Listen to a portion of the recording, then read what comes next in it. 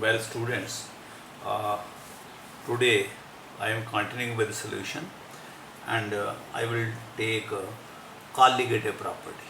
Today I will discuss with you colligative properties. Colligative properties. देखो बेटा, इसमें colligative property में a property which depends upon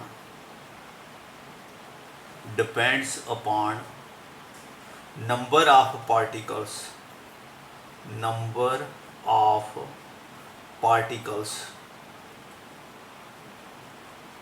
but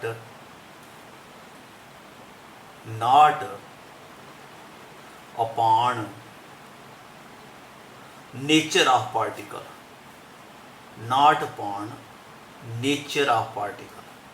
यानी particle की nature पर डिपेंड नहीं करता वो प्रॉपर्टी, लेकिन किस पर करती है? डिपेंड अपॉन नंबर पर डिपेंड करता है, लेकिन नेचर पर नहीं डिपेंड करता है।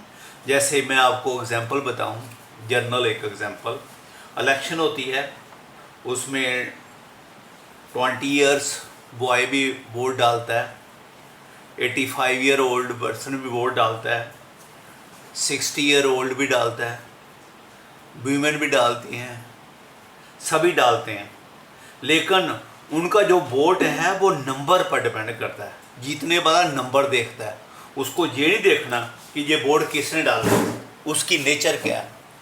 मेरी बात समझ गए आप? सो ये प्रॉपर्टी है जो नंबर पर डिपेंड करती है, नेचर पर नहीं करती। तो इसमें बहुत सारी प्रॉपर्टी, एक है इसको बोलते हैं elevation in boiling point. Elevation in boiling point, boiling point of A liquid by adding a non-volatile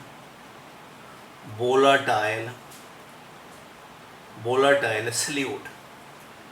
ये जो प्रॉपर्टी है, मैं आज अभी इसके साथ ये आपके साथ डिस्कस करूंगा। एलिवेशन का मतलब होता है बढ़ना, ठीक है, बॉइलिंग पॉइंट का बढ़ना। जब हम नॉन वोलेटाइल सल्यूट डालते हैं तो नॉन वोलेटाइल सल्यूट की जो पार्टिकल डिपेंड करेगी, सल्यूट की नेचर क्या है उस पर डिपेंड नहीं करेगी।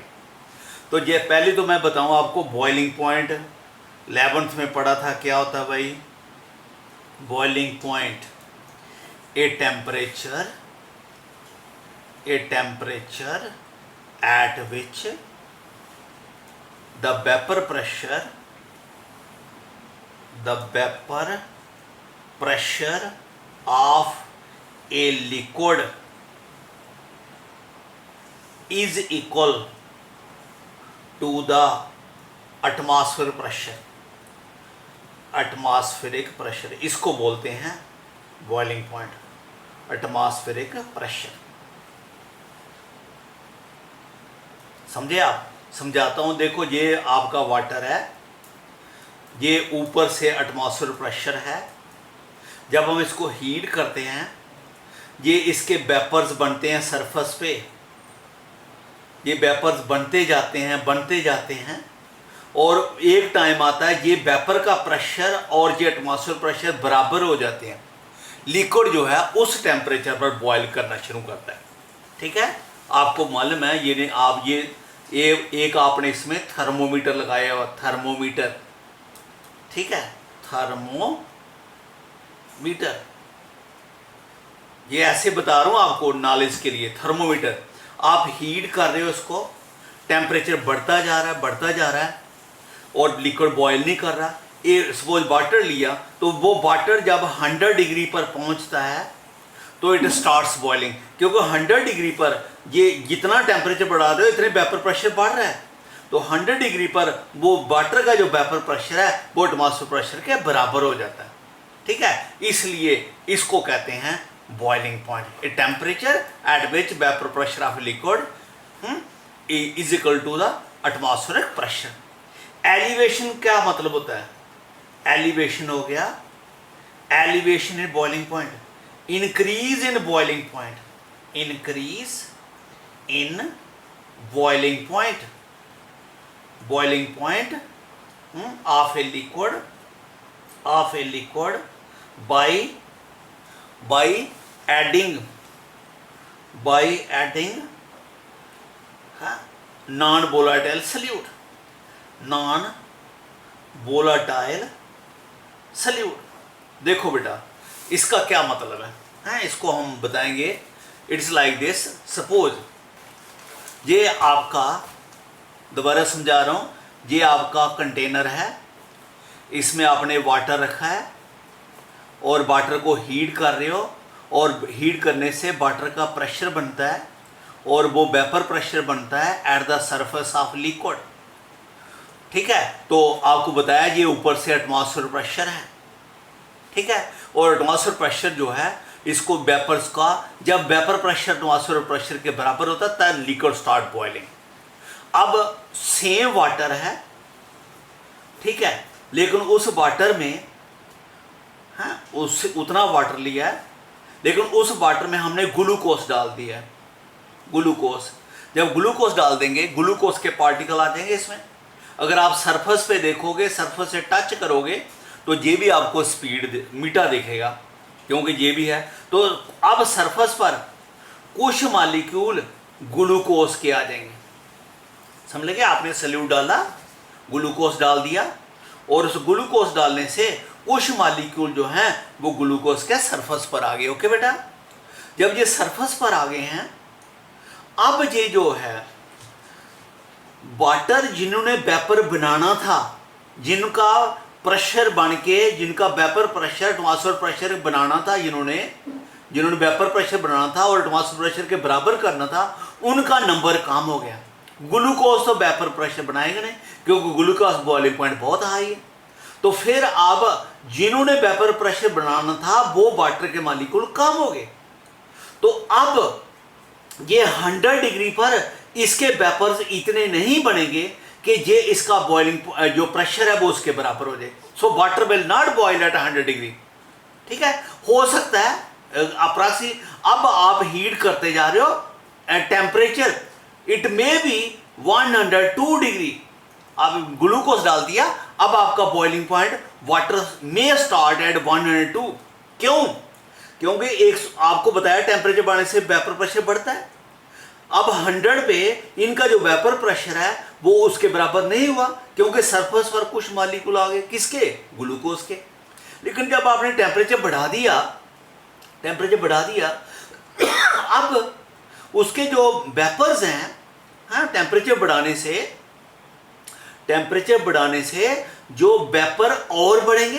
तो 100 डिग्री 2 डिग्री पर चाहे वाटर मॉलिक्यूल सरफेस पर कम है but they are sufficient to create the vapour equal to the atmospheric pressure. So ये ग्लूकोज, सपोज हमने 1 मोल ग्लूकोज डाला. ठीक है, 1 मोल ग्लूकोज का मतलब समझ गया? ग्लूकोज का C6H12O6. ठीक है, ग्लूकोज का मॉलिक्यूल फार्मूला कितना बनता है? 180. ये 72, 12 और 96 करके 180 बनता है. ठीक है, मैं दोबारा समझा रहा हूं. ये थोड़ा सा वाटर ले लिया मैंने, बड़ा ज्यादा ले लिया वाटर. ठीक है, जो वाटर ला लिया इसमें आधा मोल डाल देता हूं. हाफ मोल ग्लूकोज डाल दिया. हाफ मोल ग्लूकोज का मतलब है 90 ग्राम ग्लूकोज डाल दिया मैंने. ठीक है, और मैं सपोज कर रहा हूं लेट इसका जो बॉइलिंग पॉइंट है लिक्विड का वो कितना है? 102 डिग्री. यानी वाटर ने 100 के बजाय कहां बॉइल किया? 100 पे. क्यों? क्योंकि एटमॉस्फेयर प्रेशर तो उतना ही है लेकिन सरफेस पर ग्लूकोज के मॉलिक्यूल आ गए और उसकी वजह से उनका वेपर प्रेशर कम हो गया. तो कम हो गया तो उसको बराबर करने के लिए उसको और हीट करना पड़ा. तो 102 पे वो बराबर हो गया, लिक्विड स्टार्ट्स बॉइलिंग. नाउ मैं दोबारा वही वाटर ले रहा हूं, उतना ही ले रहा हूं, लेकिन अब इसमें मैं half mole half mole cane sugar ले रहा हूं C12H22O11, हाफ मोल, आधा मोल। मॉलिक्यूलर मास आपको मालूम है, इसका मॉलिक्यूलर मास कितना था 180, तो कितना डालना 90 ग्राम। आधा मोल का मतलब 90 ग्राम। ये इसका जो है ये इसका मॉलिक्यूलर मास 122 कैलकुलेट करना पड़ेगा। 16 से 176 342। जो ग्लूकोज है इसका जो मॉलिक्यूलर मास है दैट इज 342। जब हम इसका आधा मोल लेंगे, आधा मोल का मास पता है कितना होगा इसका आधा, दैट विल बी 171 ग्राम। मैंने वाटर उतना लिया और उसमें ग्लूकोज डाला 102 ग्राम 90 ग्राम। और अब वाटर उतना लिया है लेकिन उसमें ये कैन शुगर वो कितना डाला है 171 ग्राम। जब मैं इसको हीट करूंगा और इसका भी बॉइलिंग पॉइंट पता है कितना होगा 102 डिग्री। अगर वाटर उतना है लेकिन जहां देखो 171 ग्राम डाला 171 ग्राम डाला है, लेकिन मोल तो आधा है ना। आधा मोल का मतलब एक मोल मालूम है आपको 6.02 × 10⁻20, उसका आधा मोल। पार्टिकल इसके और इसके पार्टिकल बराबर है बेटा। जितने ग्लूकोज के पार्टिकल डाले इतने ही किसके डाले, इसके डाले कैन शुगर के। नंबर ऑफ पार्टिकल इसमें और इसमें दोनों सेम है, हालांकि इन पार्टिकल की नेचर डिफरेंट है। ग्लूकोज के पार्टिकल कम मीठे हैं, जे वाले कैन शुगर के ज्यादा मीठे हैं, मोर स्वीट है। इनकी नेचर डिफरेंट है, लेकिन एलिवेशन दोनों की कितनी होगी है। ये ओरिजिनल वाटर का बॉइलिंग पॉइंट कितना 100, कितना बॉइल कर रहा है 102, कितना बड़ा 2 डिग्री। इसका भी वाटर का ओरिजिनल कितना है 100, कितना बड़ा 2 डिग्री। तो दोनों बॉइलिंग पॉइंट क्या है सेम। एलिवेशन इसकी भी 2 डिग्री, एलिवेशन इसकी, यानी जो बॉइलिंग पॉइंट बड़ा है वो नंबर पर डिपेंड कर रहा है, क्योंकि half mole of cane sugar और हाफ मोल ऑफ ग्लूकोज के नंबर ऑफ पार्टिकल सेम है। दो डाउट इनकी नेचर क्या है डिफरेंट। मेरी बात समझ गए आप। तो इसलिए कहते हैं ये जो एलिमेंट जो बॉइलिंग पॉइंट जो बड़ा है it is a colligative property because it is depending upon the number not upon the nature. मेरी बात समझ गए। अब एक बात और समझानी है आपको। देखो जहां पर ये वाटर मैंने उतना लिया जितना पहले लिया था, ठीक है, उसमें अभी हमने अब जो मैंने ग्लूकोज डाला है वो 180 ग्राम डाल दिया बेटे, 1 मोल डाल दिया, 1 मोल डाल दिया, ठीक है। अब इसकी जो एलिवेशन होगी वो और ज्यादा होगी। मैं ये जस्ट आपको बता रहा हूं समझाने के लिए, ये कोई मैं वैल्यू नहीं लिख रहा। करेक्ट टेम्परेचर बढ़ गया, बॉइलिंग पॉइंट बढ़ गया भाई। 102 के बजाय कितना हो गया 130। 3 क्यों हो गया? क्योंकि नंबर ऑफ ग्लूकोज के पार्टिकल बढ़ गए। तो जितना ज्यादा ग्लूकोज डालेंगे सरफेस के ऊपर उतने ग्लूकोज के मॉलिक्यूल ज्यादा आएंगे। जितने ज्यादा आएंगे इतनी एलिवेशन ज्यादा होगी। More will be the elevation. So एक तो जो कॉलिगेटिव प्रॉपर्टी है वो नंबर पर डिपेंड करती है, नेचर पर। दूसरा वो डिपेंड करती है जितना ज्यादा सल्यूट डालोगे, जितने नंबर ज्यादा डालोगे इतनी एलिवेशन ज्यादा होगी। ये भी इस पर भी डिपेंड करती है। अब मेरी बात समझ गए होंगे आप। एलिवेशन बॉइलिंग पॉइंट क्या होता है? बॉइलिंग पॉइंट का बढ़ना वो किस पर डिपेंड करता है? जितना ज्यादा सल्यूट डालें उतना, और वो जो उसकी जितनी क्वांटिटी ज्यादा डालें वो नंबर पर डिपेंड नहीं करता। अब हम एक ग्राफ बनाएंगे। देखो ये ग्राफ है, you are to understand this graph. This is a temperature. इस साइड को टेम्परेचर बढ़ रहा है, ठीक है। This is vapour pressure. ये आपका वेपर प्रेशर है, ठीक है। तो देखो आपका ये आपका प्योर वाटर है, pure, it is pure water, it is pure water. ये प्योर वाटर है, समझ लीजिए, प्योर वाटर है। इसको हम हीट कर रहे हैं और हीट करने से हैं ये इसका इस वक्त रूम टेम्परेचर पर भी इसका कोई प्रेशर होगा। ये आपको वेपर प्रेशर निकालना बताया था हैं। तो जैसे जैसे आप ये इस वक्त रूम टेम्परेचर पे सपोज इसका जो प्रेशर जो बॉइलिंग जो प्रेशर है, let that is this pressure. Room temperature पर इसका ये प्रेशर है। जब मैं इसको हीट कर रहा हूं तो प्रेशर क्या हो रहा है, वेपर प्रेशर इसका क्या हो रहा है, बढ़ रहा है। ये बढ़ रहा है भाई, it is increasing, vapour pressure is increasing and it reaches here. और जे जहां पे इसने बॉयल करना शुरू कर दिया। क्यों? क्योंकि जे इसके ऊपर जो प्रेशर है वो 1 एटमॉस्फेयर प्रेशर है।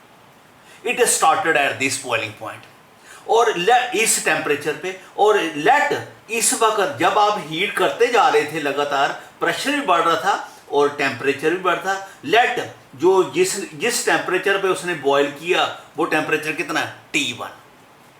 दोबारा समझने की बात कर समझो, ये हमारा लिक्विड है, इसमें हमने प्रेशर का मीटर लगाया होता है सामने। आपको बताया था कि हम ऐसे प्रेशर मेजर कर सकते हैं।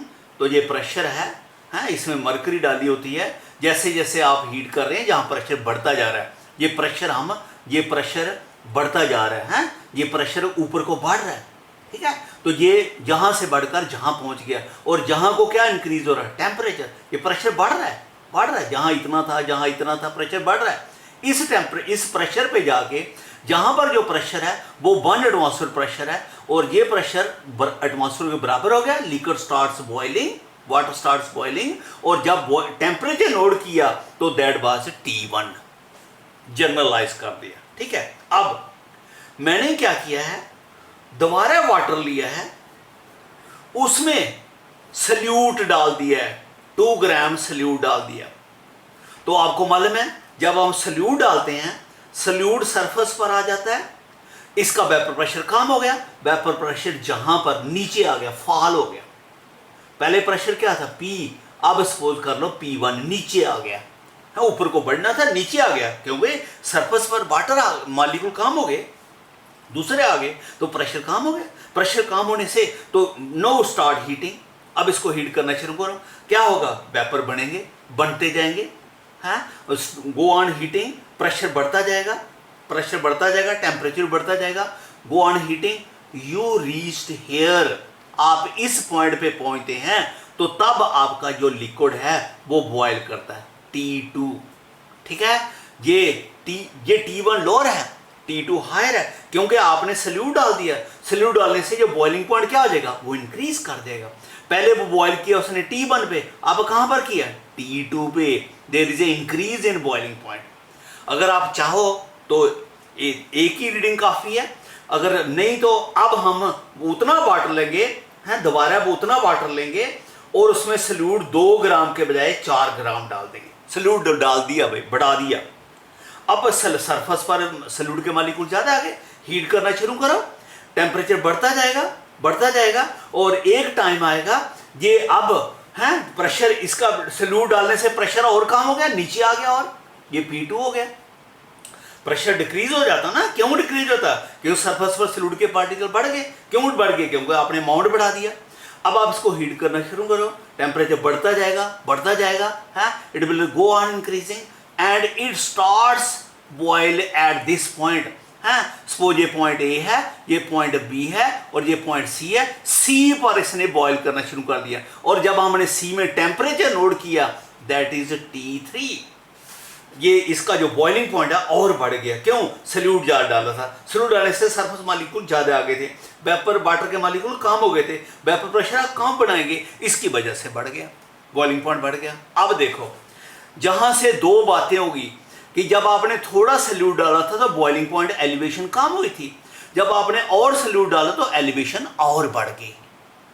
तो आप जहां से देख सकते हो कि जैसे जैसे आप सल्यूट डाल रहे हो बॉइलिंग पॉइंट बढ़ता जा रहा है, और जैसे आप सेम टेम्परेचर पर जब डाल रहे हो तो वेपर प्रेशर क्या हो रहा है, कम हो रहा है। और कम होने तो उसको बराबर करने का, एटमॉस्फेयर प्रेशर करने के लिए उसको ज़्यादा हीट चाहिए उसके, क्योंकि सरफेस ऑफ मॉलिक्यूल कम है, उन्होंने वेपर प्रेशर बनाना है, एटमॉस्फेयर प्रेशर, तो उनको बनाने के लिए टेम्परेचर क्या चाहिए, high.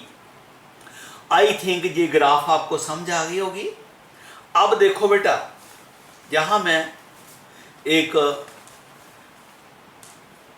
Elevation in boiling point, elevation in boiling point, delta T we, delta T होता है ना चेंज, ये T2 है, ये T1 है, डिफरेंस क्या आ जाएगा T2 माइनस T1 क्या होगा delta T.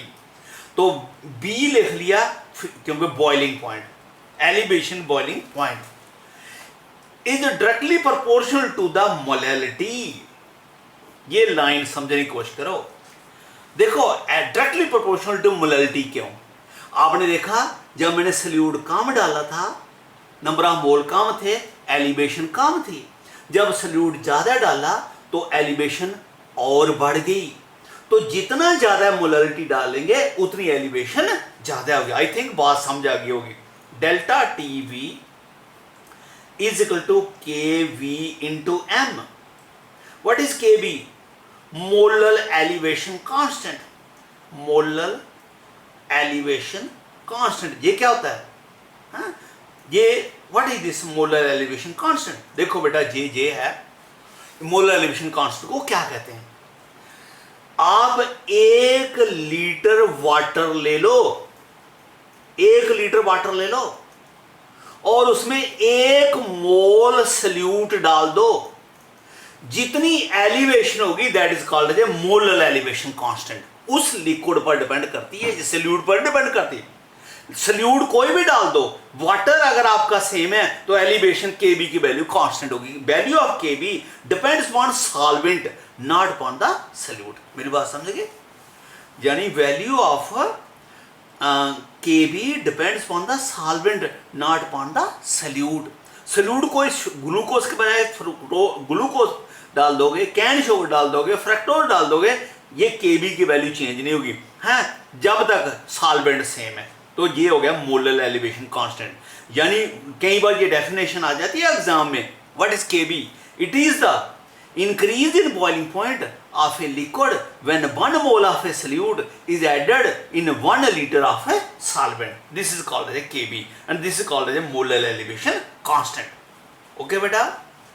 Now if m is equal to 1, अगर m 1 मोल है तो डेल्टा टीवी कितना होगा? will be equal to Kb। वो मोलर एलिवेशन का इंक्रीज इन बॉइलिंग पॉइंट जो है वो कांस्टेंट होगा जब मोलैलिटी क्या होगी? 1। ठीक है, delta T V is equal to K B. Now बेटा अब है हमारे पास calculation of molar mass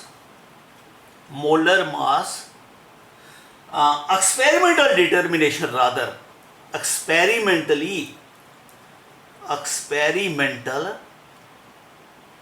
determination of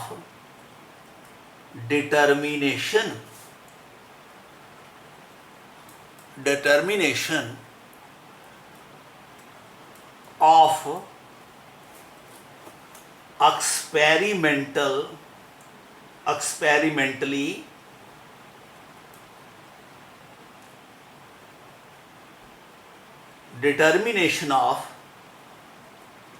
determination of molar mass, molecular mass कह दो, मॉलिक्यूलर मास ऑफ ए